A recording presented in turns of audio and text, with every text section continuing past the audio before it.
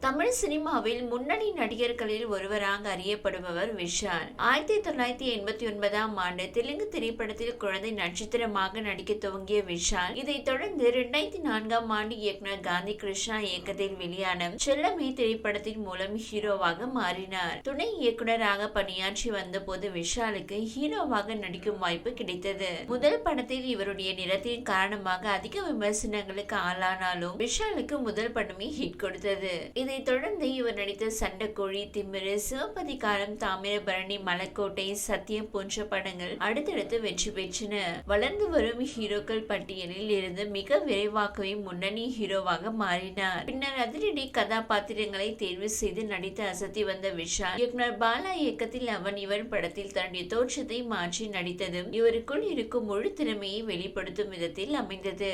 இந்நிலையில் விஷால் நடிப்பில் 12 வருடங்களுக்கு பின் வெளியாக உள்ள மத கஜ ராஜா திரைப்படத்தின் பிரஸ் மீட்டில் சமீபத்தில் கலந்து கொண்டு விஷாலை பார்த்த ரசிகர்கள் அதிர்ச்சியில் உறைந்தனர். மிகவும் ஒல்லியாக மாறி முகம் வீங்கி கைகள் நடுக்கத்துடன் வந்தார். விஷாலை பத்திரமாக இருக்கையில் அமர வைத்தது கூட நடிகர் மற்றும் இப்படத்தின் இசையமைப்பாளரான விஜய் ஆண்டனி தான். விஷாலின் இந்த நிலைமைக்கு காரணம் இயக்குனர் பாலா தான் என வலைபேச்சு பிஸ்மி உள்ளிட்ட சில திரைப்பட விமர்சகர்கள் குற்றம் சாட்டினர். இப்படத்திற்காக விஷாலுக்கு மாறுக்கண் வேண்டும் என சில மருத்துவ சிகிச்சைகள் மூலம் அவரின் கண்கள் இழுத்து தைக்கப்பட்டதாக கூறினார். படம் முடிந்த பின்னர் அவரின் பார்வை சரி செய்யப்பட்டாலும் இதன் விளைவு விஷாலுக்கு தீவிர ஒற்றை தலைவலி ஏற்பட்டது. அதிலிருந்து விடுபட சிகிச்சைகள் எதுவும் பலன் தராததால் விஷால் சில கெட்ட பழக்கங்களுக்கு அடிமையானதாகும். இதன் விளைவே விஷால் இன்று இந்த நிலையில் இருக்கிறார் என கூறியிருந்தார். இந்த நிலையில் பாடகி சுசித்ரா விஷால் இந்த நிலையை பார்த்து சந்தோஷப்படுவதாக பேசியிருப்பதும் தற்போது வைரலாகி வருகிறது.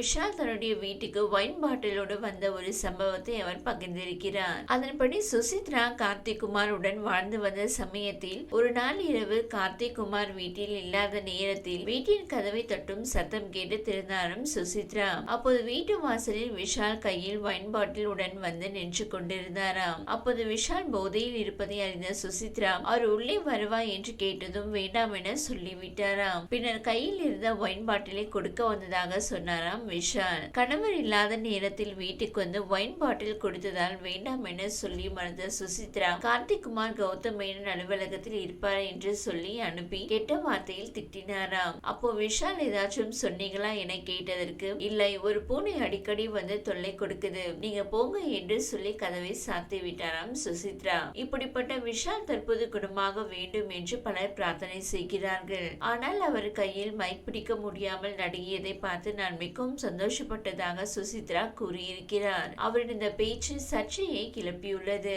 ஆனால் விஷால் தரப்பில் இருந்து இது போன்ற வதந்திகளுக்கு முற்றுப்புள்ளி வைக்கும் விதமாக விஷால் தீவிர வைரல் காய்ச்சலால் பாதிக்கப்பட்டு இருப்பதாகவும் அதற்காக முழு பெட் ரெஸ்ட் எடுக்க வேண்டும் என அப்போலோ மருத்துவர் கைப்பட எழுதிய ஒரு அறிக்கை வெளியானது. விஷால் தற்போது வீட்டில் இருந்தபடியே சிகிச்சை பெற்று வருவதாக கூறப்படுகிறது.